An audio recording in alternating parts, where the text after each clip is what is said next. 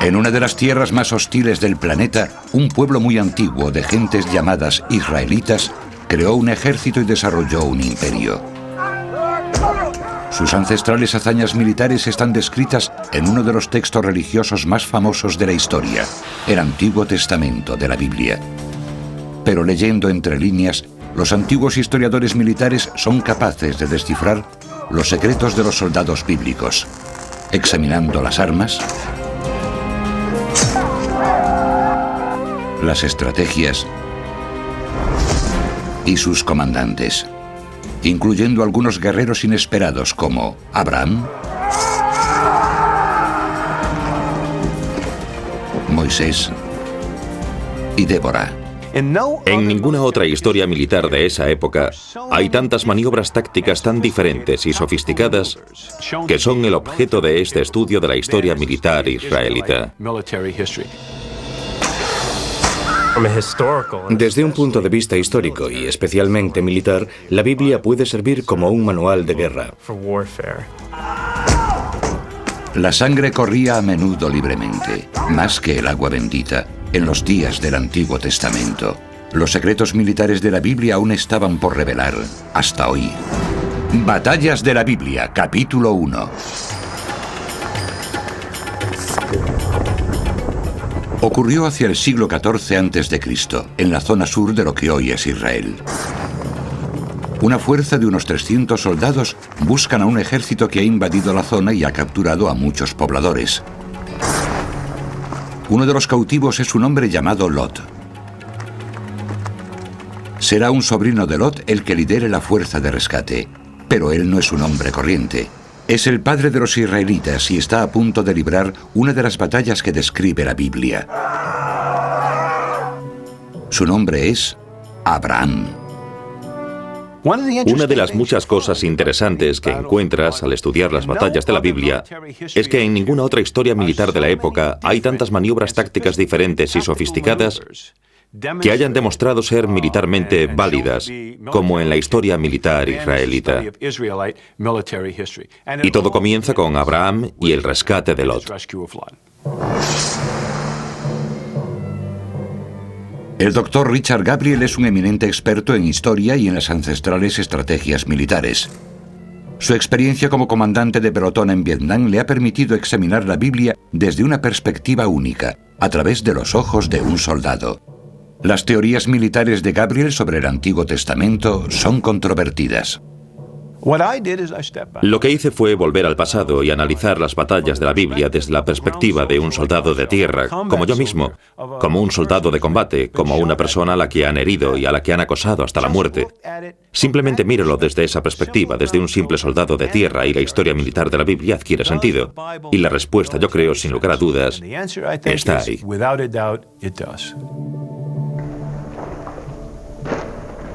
Para comprender la captura de Lot, solo necesitamos ver el mapa de Oriente Medio. El Israel actual, o la tierra de Canaán, como se conocía en tiempos antiguos, es como un puente de tierra que conecta África con Asia y Europa. A lo largo de los últimos 4000 años, innumerables ejércitos han cruzado esta franja de tierra, inundando su suelo de sangre. En esta ocasión, una coalición de los ejércitos de Mesopotamia había viajado cientos de kilómetros desde su hogar, en el actual Irak, hasta la zona del Mar Muerto, en Canaán. Es en la tierra de Sodoma donde Lot está retenido. Los mesopotámicos querían entrar en la tierra de Canaán porque conocían la gran cantidad de riquezas que pasaban por estas tierras y querían capturarlas. Y si los cananitas no iban a dárselas, ellos iban a tomarlas por la fuerza. El doctor Mark Schwartz está especializado en los orígenes y el desarrollo de las civilizaciones más ancestrales de Oriente Medio. Sus trabajos sobre Israel y Turquía le han llevado a estudiar las armas y las estrategias militares de estas antiguas sociedades.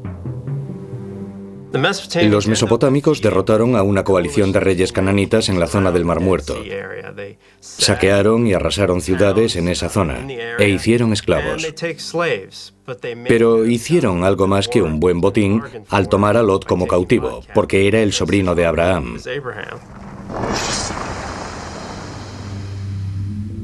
Según la Biblia, Abraham es el primero de los patriarcas del judaísmo, el primero de los hebreos que creyó en un solo Dios, a menudo llamado Yahvé. En la Biblia, Yahvé promete la tierra de Canaán a los descendientes de Abraham. Cuando la mayoría de la gente piensa en Abraham, piensa en un viejo beduino pastoreando sus ovejas por el desierto. La mayoría de la gente no piensa en un líder militar, pero es más que evidente si se lee la Biblia, especialmente el ejemplo del rescate de su sobrino Lot, que Abraham era un adiestrado y habilidoso estratega militar. Para entender mejor al padre de los israelitas como comandante militar, uno debe mirar fuera de la Biblia. Las antiguas tablas cuneiformes de barro egipcias, conocidas como las cartas de Amarna, están supuestamente escritas en torno al año 1450 a.C., en la misma época en la que se supone que vivió Abraham. Hablan de un pueblo seminómada que era experto en el arte de la guerra. Este pueblo se llamaba Abirú, un término que define, según los estudiosos actuales, a un vagabundo o un marginado.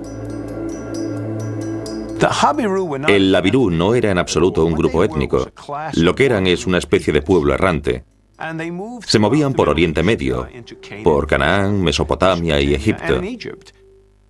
Solían tener rebaños de ovejas, pero también tenían huertas donde cultivaban lechugas, pepinos y melones, lo que sugiere que eran agricultores. También tallaban la piedra, nos cuenta la Biblia, y tenían viñas, y eran soldados. Cada clan Abirú, valga la expresión, tenía un ejército militar, y ese grupo militar estaba compuesto por los mejores jóvenes soldados del grupo. Las descripciones de los Abirú en los textos antiguos, como las cartas de Amarna, son muy similares a las descripciones de Abraham y los antiguos hebreos de la Biblia. Algunos estudiosos creen que los hebreos y los guerreros Abirú podrían ser el mismo pueblo. Pero la conexión hebreo-abirú no se podrá probar de forma definitiva, y hay un acalorado y tópico debate entre antropólogos, arqueólogos bíblicos y lingüistas. Pero las similitudes de estos dos grupos son muy sorprendentes, especialmente cuando consideramos las hazañas militares de Abraham en el rescate de su sobrino Lot. La tarea de Abraham iba a ser difícil. Los mesopotámicos eran gente fuerte y tenían algunas de las armas más avanzadas de aquella época, como la espada de bronce en forma de hoz. En 1990, el doctor Richard Gabriel dirigió unos experimentos acerca de esta antigua arma. Descubrió que un soldado normal podía manejar una de estas espadas de 90 centímetros de largo y 1 kilo de peso a una velocidad de 2 metros por segundo, generando una energía de 35 kilos. Si el soldado podía asestar un golpe certero, tendría la fuerza suficiente como para partir un brazo o una cabeza de un solo golpe. La espada de hoz no era punzante, mataba a golpes. Y esto a menudo significaba más de un desmembramiento. Evidencias arqueológicas muestran que el diseño y la construcción de la espada de hoz evolucionaron con el tiempo. A medida que avanza el tiempo, la espada se hace más larga y con una mayor curvatura. Pero aunque no estamos completamente seguros de por qué, yo creo que estos antiguos soldados y los herreros trabajaban conjuntamente para crear el arma más eficiente que pudieran lograr. Los mesopotámicos también luchaban con lanza. Lanzada por encima del hombro, esta larga lanza de casi 2 metros podía alcanzar 18 metros por segundo, generando la suficiente fuerza como para conseguir atravesar completamente el cuerpo de un enemigo. Lanzada por debajo del hombro, la velocidad decrecía enormemente, acelerando a solo unos 8 metros por segundo. Pero lanzada por debajo del hombro, les concedía una buena oportunidad para herir las piernas del enemigo. La lanza y la espada de hoz eran armas que usaban de forma indistinta en los combates. Y las matanzas en tiempos antiguos eran cuerpo a cuerpo. Con el golpe de una espada se le podía abrir la cara a alguien o el cuerpo. Podías oír los gritos de terror. Podías ver el sudor en su frente, el horror en sus ojos y vivir la agonía. Eran escenas muy sangrientas. Esto era lo que les esperaba a Abraham y a sus soldados. Pero a diferencia de los mesopotámicos, los hombres de Abraham estaban principalmente armados con lanzas y garrotes.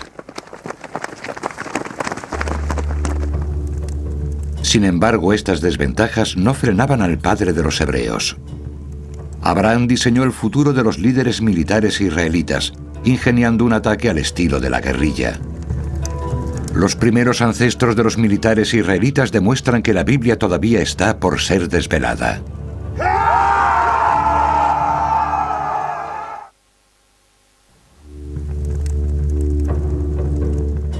Abraham, el padre de los israelitas, lleva a 300 hombres a una batalla contra un ejército mucho mayor y mucho mejor armado, el mesopotámico.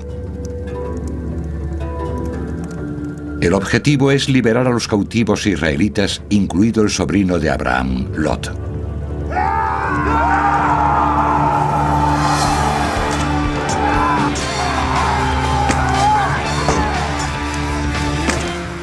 La mayoría de los ejércitos de estos tiempos luchaban durante el día, a campo abierto, en estructuradas líneas de ataque. Según la Biblia, el ataque de Abraham fue un ataque por sorpresa, una incursión nocturna desde dos direcciones diferentes. A causa de ese ataque por sorpresa, los mesopotámicos no tuvieron tiempo de formar sus filas defensivas. Una de las primeras batallas de la Biblia es una lucha de guerrillas cuerpo a cuerpo.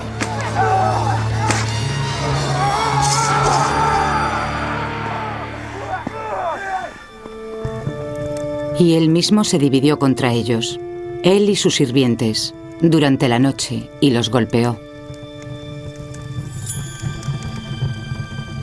A pesar de la inferioridad de sus armas y efectivos, Abraham y sus guerreros salieron victoriosos. Lot fue rescatado y regresó a casa a salvo.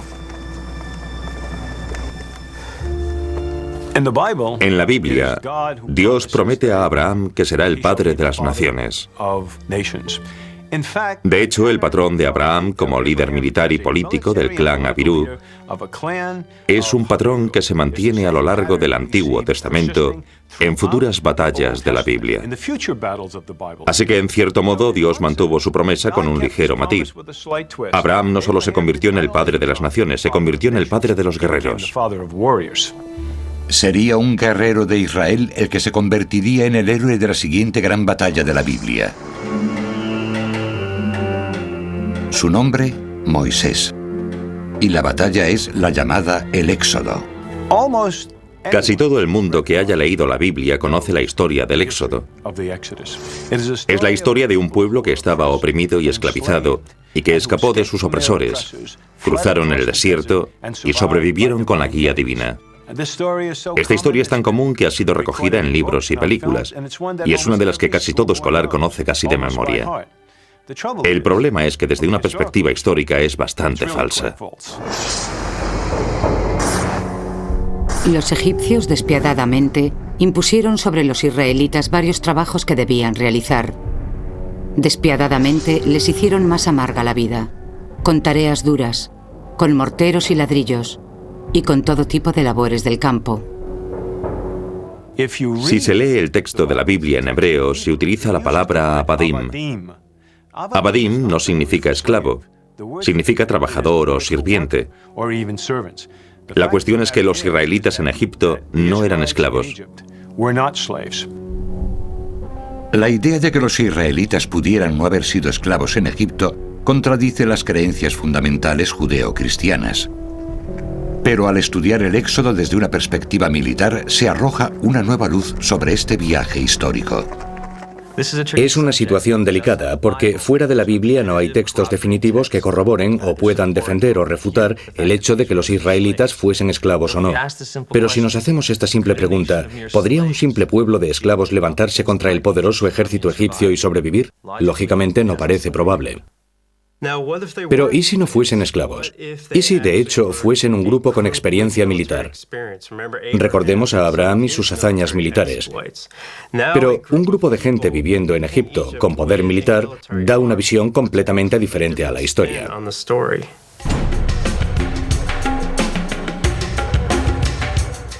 Para entender mejor el Éxodo, uno debe viajar en el tiempo unos 200 años atrás a la tierra de Canaán. Aquí, Abraham y sus descendientes fueron obligados a abandonar la tierra a causa del hambre y la sequía. Emigraron hacia el límite oriental de Egipto y se asentaron en la tierra de Goshen, en donde la tierra era fértil y medraban los rebaños y las cosechas. Pero algunos estudiosos creen que también estaban en esta zona luchando como soldados mercenarios del ejército egipcio. Su trabajo podría ser servir como primera línea de defensa contra los invasores del norte. Estos Habirú eran mercenarios. Eran soldados de fortuna y lucharían para cualquiera que les pagase bien. Parece que tenían una buena razón para ir a Egipto durante unos pocos cientos de años. Pero finalmente un nuevo faraón llega al poder. Algunos estudiosos creen que se trata de Seti I, y parece que no le gustaba mucho la gente de Israel. Y dijo a su gente: «Fijaos, la gente israelita es mucho más numerosa que nosotros. Actuemos inteligentemente con ellos, para que no aumente su número. De lo contrario, en el transcurso de la guerra, podrían unirse a nuestros enemigos, luchar contra nosotros y medrar desde lo más bajo».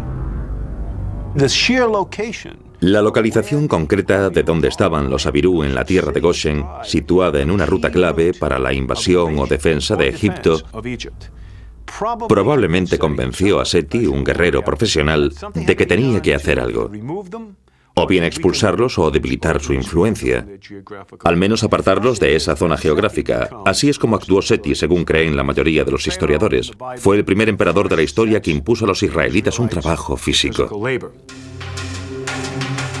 Muchos creen que este trabajo físico era en régimen de esclavitud, pero esto puede ser una inexactitud histórica. Aunque se practicaban los trabajos forzados, muchos estudiosos creen que la propiedad sobre otra persona era infrecuente en esa época. No hubo esclavitud en Egipto desde el comienzo hasta el fin del imperio. Bueno, si de hecho no había esclavos para hacer el trabajo, ¿qué eran? La respuesta es que eran trabajadores corvi. Es un término utilizado para describir básicamente a los trabajadores civiles que eran obligados a trabajar en proyectos de obras públicas. Estas personas no eran esclavos. Se les pagaba y se les trataba bien. Lo sabemos por textos médicos militares.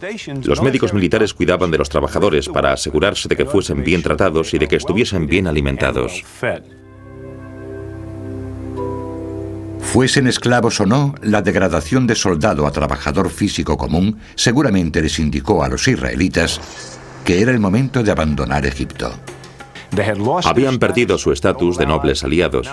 Ahora eran tratados como trabajadores ordinarios. Era el momento de marcharse. Así que Moisés le dijo al faraón: «Escucha, Dios me ha dicho que saque a mi gente de aquí, así que debes dejar marchar a mi pueblo». Pero el faraón se resistió, y lo que sucedió después fue la historia del éxodo y las plagas que causaron la devastación sobre Egipto.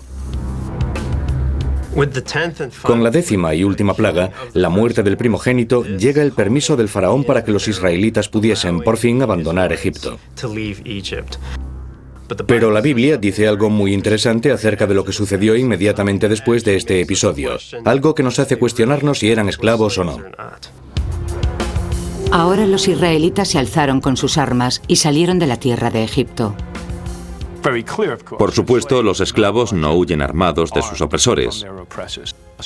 Lo que tenemos es un grupo militar formado, como había sido siempre, para proteger al resto del grupo Habirú cuando comenzó su salida de Egipto y hasta alcanzar sus tierras en Canaán. Sin embargo, casi inmediatamente el faraón cambia de idea y envía a su ejército en persecución de los israelitas. No está muy claro por qué el faraón hizo esto. La respuesta se puede encontrar en Éxodo 12:35. Los israelitas cumplieron el mandato de Moisés y se apropiaron de objetos de oro y plata de los egipcios y de ropas. Pero Dios había predispuesto a los egipcios a favor de ellos y aceptaron sus requerimientos, aunque habían despojado a los egipcios. Hay que echarle mucha imaginación para creer que los egipcios les permitiesen hacer tal cosa, sobre todo cuando se lee el texto. El término utilizado es nezael en hebreo, que significa despojar. Lo que parece que sucedió fue que los israelitas iban a abandonar Egipto y no estaban equipados para cruzar por el desierto. Necesitaban comida, cobijo, agua y animales. Y lo que hicieron fue cogerlos. Así que yo creo que la razón que pudo hacer cambiar de idea al faraón fueron las noticias de que los israelitas habían arrasado una ciudad, la habían saqueado y cogido todos los suministros. Y el texto me lo confirma, porque dice que el faraón se dio cuenta de que los israelitas estaban abandonando Egipto a toda prisa. Recordemos que no eran simplemente un grupo de nómadas, era un grupo abirú de ciertas proporciones con un ejército armado, y utilizaban ese poder militar para aprovisionarse y poder sobrevivir en el desierto. En respuesta a este posible ataque, el faraón desplegó el ejército en su persecución. El distintivo del ejército egipcio eran los carros de combate tirados por caballos. El ejército egipcio estaba equipado con los carros más ligeros, rápidos y manejables del mundo. Los carros egipcios eran tirados por 2 caballos y normalmente llevaban un conductor y un arquero. Estaban diseñados en forma de D. La cabina tenía unos 90 centímetros de alto y solía estar cubierta con piel de animal. El eje se situaba en la parte trasera de la plataforma, lo que incrementaba la velocidad, la estabilidad y la capacidad de maniobra del vehículo. Armado con flechas, el arquero podía atacar al enemigo a distancia. A medida que se le acercaba, los disparos eran mortales. Hechos de madera, asta y tendón de buey, todo laminado, podían alcanzar la distancia suficiente para atacar a cualquiera. Cuando realizaba experimentos con los arcos, el Dr. Gabriel descubrió que la forma de su curvatura ayudaba al arquero a lanzar una flecha en un ángulo de 35 grados a unos 250 metros, o sea, 2 campos de fútbol y medio, en unos 5,8 segundos. Después podían bajarse del carro y luchar a pie. Y finalmente, si el enemigo huía, podían subir al carro y perseguirlo. Así que, ¿qué sucedía? Que tenían un tipo de lucha letal y muy ágil, lo que para hace 2000 años era básicamente una guerra de infantería, y nadie podía moverse más rápido de lo que sus pies les permitiesen. Con los carros egipcios en una persecución, los israelitas abandonan rápidamente la zona del delta del Nilo. Pero entonces Moisés hace algo sorprendente. Según la Biblia, abandona el camino principal hacia Canaán y toma la ruta del desierto. Uno puede imaginarse lo que pensaron los jóvenes oficiales, y era que Moisés se había vuelto loco. ¿Por qué haría Moisés tal cosa? Aunque la decisión de Moisés de ir hacia el desierto sorprendiera a muchos, parece que tenía un plan. Algunos creen que deseaba atrapar al faraón en una trampa. La incursión de un comando nocturno, como en el rescate de Lot, es una clásica maniobra militar que se aprende en todas las academias militares de todo el mundo. La moderna Fuerza de Defensa israelí emuló esta táctica el 4 de julio de 1976. 100 rehenes estaban retenidos por los palestinos y terroristas alemanes en el aeropuerto de Entebbe, Uganda. Una sorpresiva incursión nocturna ayudó a los israelitas a rescatar a los rehenes.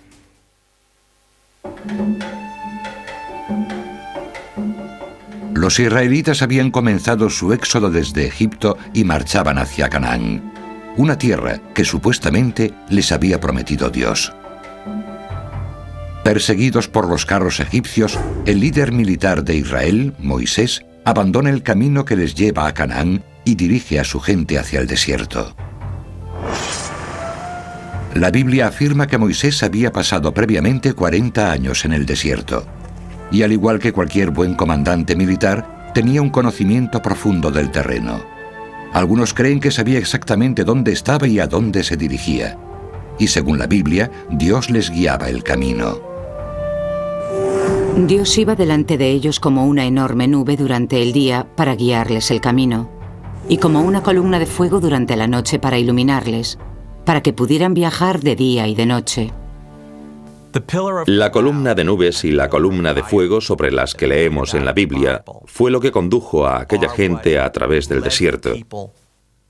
y representa el hecho de que la presencia de Dios estaba siempre con ellos.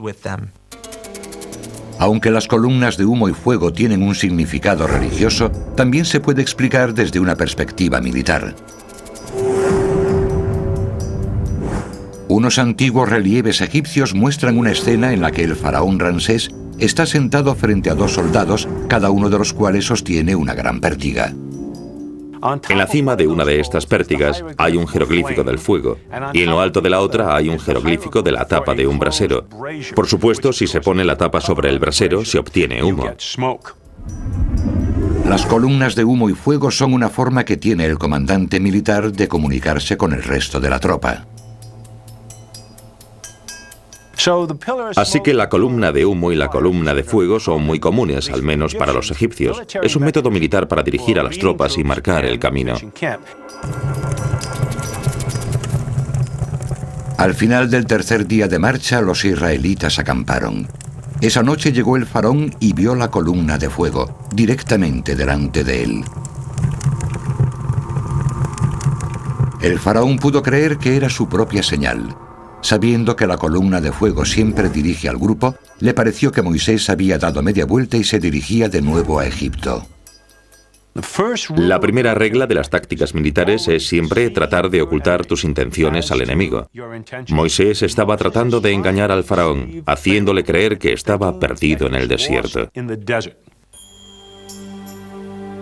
La localización de la columna de fuego parece una parte fundamental de la estrategia de Moisés para eludir a los egipcios, porque al otro lado del ejército israelita estaba el Mar Rojo.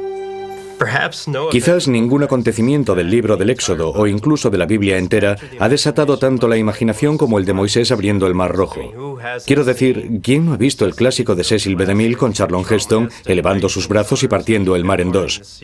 Es un momento increíble, pero si analizamos este acontecimiento con un ojo crítico, especialmente desde el punto de vista de un historiador militar, lo que vemos es que Moisés está utilizando un profundo conocimiento del terreno para derrotar al ejército egipcio sin levantar una sola espada.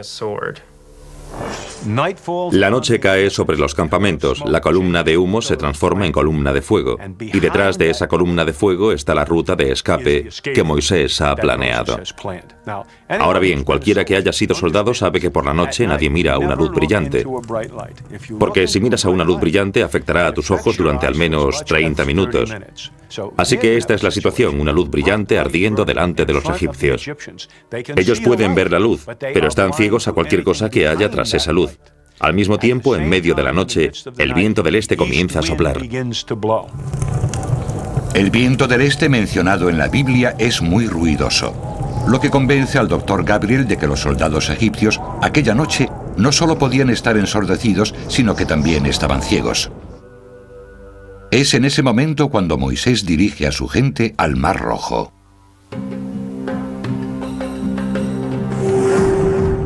Entonces Moisés extendió su brazo sobre el mar y el Señor retiró las aguas mediante un fuerte viento que duró toda la noche y transformó el mar en tierra seca.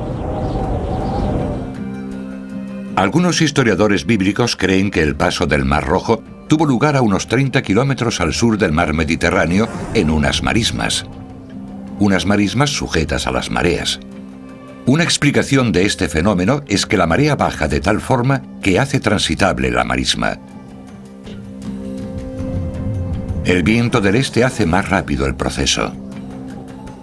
Es muy sencillo. Lo que probablemente era una marisma de unos 20 o 30 metros de agua, de pronto después de un lapso de 45 o 50 minutos, está seca. Y en ese momento, los israelitas, a salvo tras la brillante luz que todavía cegaba a los egipcios y con el viento soplando que no les dejaba oír, comenzaron a cruzar el Mar Rojo. Al amanecer, el faraón descubre el campamento abandonado. Inmediatamente se lanza a la búsqueda. Pero aunque la marea todavía esté baja, el suelo es demasiado blando para poder aguantar el peso de los carros del faraón. Por la mañana temprano el Señor miró al ejército egipcio desde una columna de humo y fuego, lo que sumió al ejército egipcio en el pánico y bloqueó las ruedas de sus carros de modo que avanzasen con dificultad. Entonces, mientras estaban atascados en el barro, la marea empezaría a subir y muchos se ahogaron. Pero lo importante es que esta marea seguiría subiendo unas 8 horas. El faraón no tenía posibilidades de perseguirlos. El faraón pudo haber continuado su persecución durante 2 horas hasta una intersección en la ciudad de Migdol. Pero en aquel momento lo más probable es que ya hubiesen perdido el rastro de los israelitas. Aquí nos encontramos con un hábil comandante que estratégica y tácticamente hacía un gran uso del conocimiento que tenía del terreno, el cual había adquirido a través de su propia vida en la zona. Los hebreos habían burlado a los egipcios, pero este era solo un pequeño paso dentro del gran plan estratégico. Moisés quería llevar a su gente a la tierra prometida, la tierra de Canaán. Pero en lugar de dirigirse hacia el norte, lo que les pondría peligrosamente cerca de las fuerzas egipcias, Moisés se dirigió hacia el sur, acabando finalmente en el monte Sinaí. Es aquí donde supuestamente Moisés recibe de Dios las tablas de la ley. Pero también es en el Sinaí donde Moisés establece un destacamento y entrena a una nueva generación de soldados israelitas. El campamento de 2 años en el Sinaí está dentro de los acontecimientos más decisivos de la Biblia, porque es aquí donde los Abirú se convierten en el comienzo de la nación de Israel. Fue en el Sinaí donde nació la fuerza defensiva de Israel.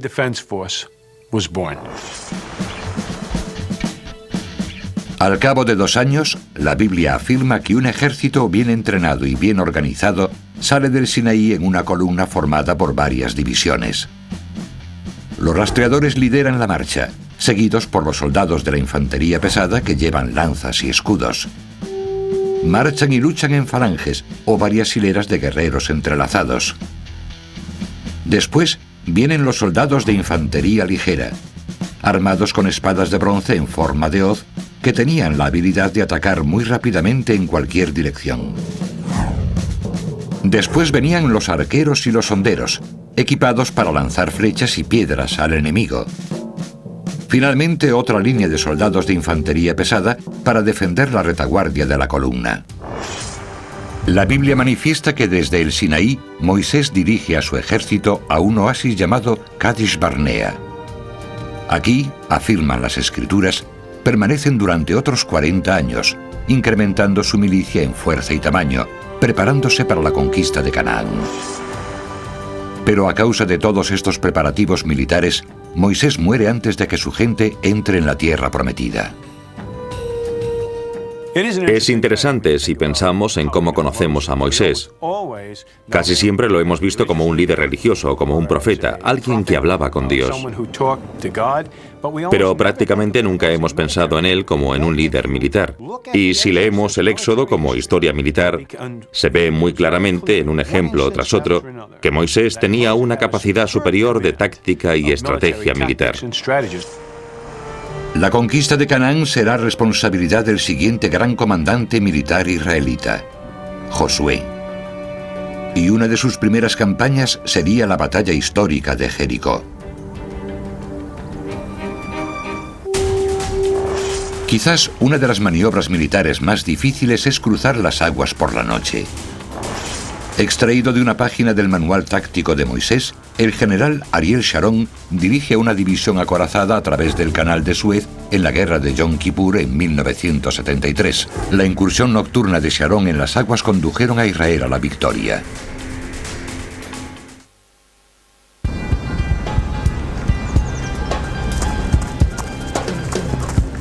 El año hacia 1240 a.C. 2 espías israelitas están en misión de reconocimiento para evaluar el terreno y calcular la capacidad de las fuerzas armadas de la ciudad de Jericó. La conquista de Canaán está a punto de empezar. La conquista de la tierra de Canaán es uno de los episodios más sangrientos de la Biblia. Ahí tenemos a los israelitas internándose en la tierra de Canaán, que supuestamente les fue prometida por Dios. Por supuesto, a lo largo de ese camino está la gente que vive allí, los cananitas. Tenían una civilización floreciente y deseaban defender su tierra hasta la muerte. Esta es la base de montones de matanzas, y todo ello comienza en los muros de Jericó. Muchos creen que las murallas que rodeaban la ciudad de Jericó en aquel momento medían unos 9 metros de alto y más o menos unos 1500 metros en circunferencia. Las murallas se conocían como los muros de bisagra, con un muro interior y otro exterior construidos juntos en paralelo. La Biblia dice que una prostituta llamada Rahab tenía una vivienda entre los muros. Los espías israelitas se infiltraron en la ciudad y se hicieron amigos de Rahab. Ella los escondía bajo el altillo del tejado y les suministraba información crucial. Rahab les informaba de que la gente de Jericó estaba aterrorizada, de que habían oído que el mortal ejército israelita dejaba un rastro de destrucción en su paso hacia la tierra de Canaán. Un año antes aproximadamente, los israelitas habían abandonado el oasis del desierto, Kadesh Barnea, y habían comenzado a avanzar hacia la tierra de Canaán con un objetivo en mente: conquistarla. El rey Sión con todos sus hombres se levantó contra nosotros en Yahat, y el Señor nuestro Dios lo envió a nosotros. Nosotros lo derrotamos, y a sus hijos y a todos sus hombres. También puso en nuestro alcance al rey Og de Basán. Lanzamos tal ataque que no hubo supervivientes. Derrotamos a todos los hombres de la ciudad, mujeres y niños. Estas eran las cosas de las que Rahab la prostituta y la gente de Jericó habían oído hablar. Estas eran las fuerzas a las que temían. Los espías israelitas tenían la información que necesitaban. Rahab les ayudó a escapar de la fortaleza. Los espías le dijeron a Rahab que atase una cuerda roja en la ventana y así los soldados invasores no la matarían a ella ni a ninguno de su casa. Los espías informaron al destacamento apostado al otro lado del río Jordán en la ciudad de Shittim. Aquí el nuevo comandante israelita prepara a sus tropas. Su nombre es Josué. Josué nació para ser un gran líder militar. Es uno de los pocos israelitas que quedan del Éxodo. Era el número 2 de Moisés durante el tiempo que estuvieron en el Sinaí. Libró batallas en el Sinaí al lado de Moisés. Así que, definitivamente, tenía destreza militar para conquistar Canaán. Tras oír el informe del reconocimiento, Josué dirige las fuerzas israelitas a través del río Jordán y acampa en una ciudad llamada Gilgal. Esta será la base logística principal de Josué, donde tiene una planta de fabricación de armas. La conquista de Canaán ocurre al final de un periodo llamado la Edad de Bronce, un tiempo en el que los antiguos metalúrgicos habían alcanzado la habilidad necesaria para transformar las piedras que contenían cobre en mortales armas de metal. El proceso para transformar el mineral en metal es muy interesante y muy difícil. Era muy difícil para los artesanos de aquel tiempo porque incluso hoy no podemos hacer réplicas exactas de lo que ellos hacían. El proceso comienza moliendo las piedras de cobre. Esto hará más fácil eliminar las impurezas y obtener un cobre lo más puro posible. Una vez molida la piedra, ya estaban en disposición de poder reducirla o limpiar las impurezas y conseguir un cobre puro. Y ahí comienza lo bueno, porque ahí es cuando interviene el fuego. El metal de cobre molido se calienta dentro de un horno de arcilla. Un fuego normal alcanza unos 900 grados, pero los antiguos metalúrgicos necesitaban más calor. Dentro del horno, el fuego podía alcanzar altas temperaturas avivado por fuelles hechos de piel de cabra o de estómago de cabra, dando aire al fuego para incrementar la temperatura y lograr que alcanzase una temperatura de unos 1200 grados.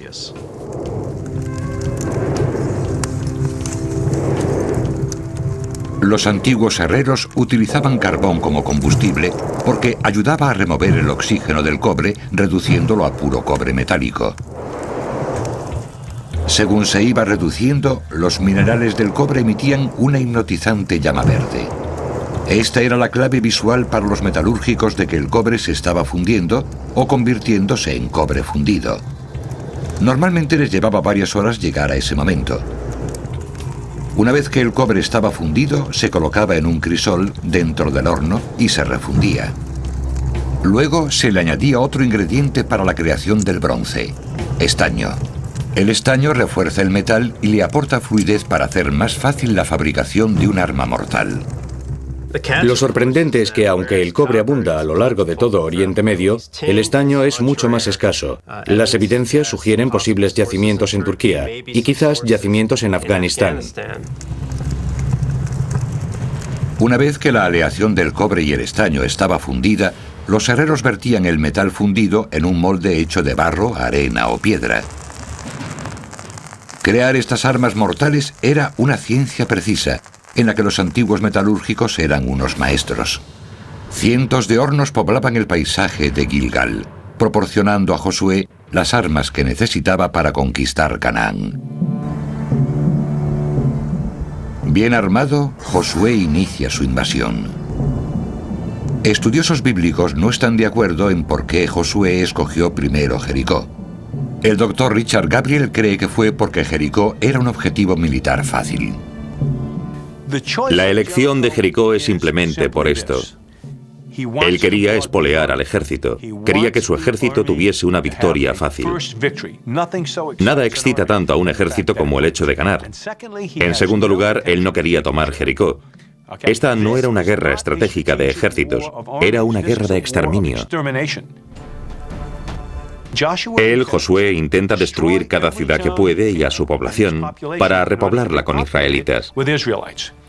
Aquí tenemos su psicología.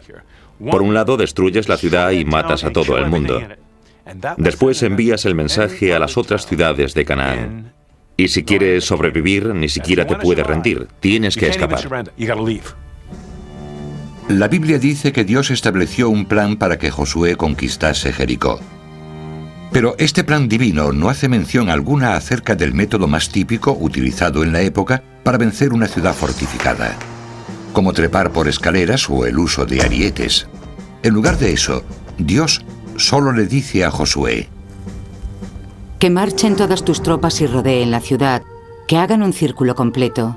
Haz esto durante 6 días, que 7 sacerdotes lleven 7 cuernos de carnero precediendo el arca. ¿Por qué llevaba a Josué a su ejército todos los días de marcha hacia los muros y hacía una demostración, como nosotros solemos llamarle, delante de esos muros? Probablemente la respuesta es Rahab, la prostituta. Cuando los espías israelitas abandonaron la casa de Rahab, le dieron instrucciones para que colgase un cordón rojo en la ventana, como un aviso para los israelitas de que no la matasen a ella o a su familia. Si reflexionamos, eso no tiene mucho sentido, porque si los israelitas asediaban la ciudad y penetraban en la ciudad yendo de casa en casa, muy probablemente no verían el cordón colgando por fuera de la ventana. Así que, ¿y si el cordón rojo no era una señal que dijera, no nos matéis, somos amigos? ¿Y si la señal quería decir, entrad por aquí, subid, somos amigos? El doctor Gabriel cree que la cuerda que los espías utilizaron para escapar de Jericó les podría servir ahora para entrar en la ciudad. Imagínense. Todos los días, durante 6 días, Josué hacía demostraciones fuera de la ciudad. ¿Por qué lo haría? La respuesta es para despistar. Mientras todo el mundo temía la muerte, viendo al ejército, 3 o 4 hombres trepaban silenciosamente por la puerta hasta el apartamento de Rahab. Al cabo de 6 días, sería muy posible que hubiese infiltrados en algún lugar de la vecindad 30 o 40 soldados de operaciones especiales, gracias al apartamento de Rahab y su tejado. Al 7º día, las tropas de Josué soplaron el shofar por última vez.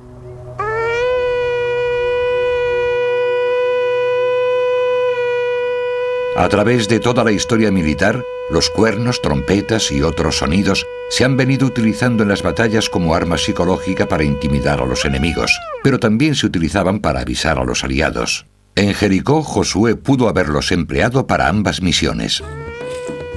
Y cuando se oiga el fuerte estruendo de los cuernos, tan pronto como oigáis ese sonido de los cuernos, todos lanzarán un poderoso grito. Entonces la ciudad caerá, y el ejército avanzará, cada hombre directo hacia adelante. Según la teoría del doctor Gabriel, este poderoso grito sería de hecho una señal para que los soldados, ya dentro de la ciudad, iniciasen el ataque. En ese momento, los soldados especiales saldrían de sus escondites, reducirían a los guardas, abrirían las puertas y tomarían los muros. Eso es solo una metáfora para decir que básicamente anularían las defensas de la ciudad.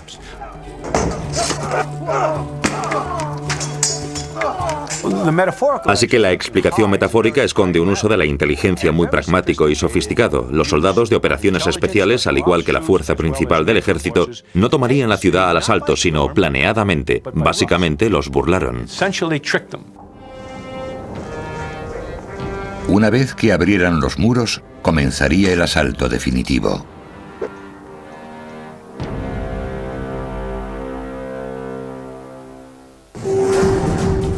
El uso del ruido como arma psicológica se ha utilizado en todas las épocas. Durante la Segunda Guerra Mundial, los alemanes diseñaron las bombas Stuka para que hicieran un horrible estruendo durante su descenso.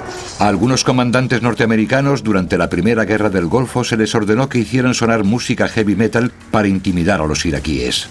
Hoy, las fuerzas militares experimentan con sonidos de ondas de alta frecuencia para provocar náuseas en los enemigos.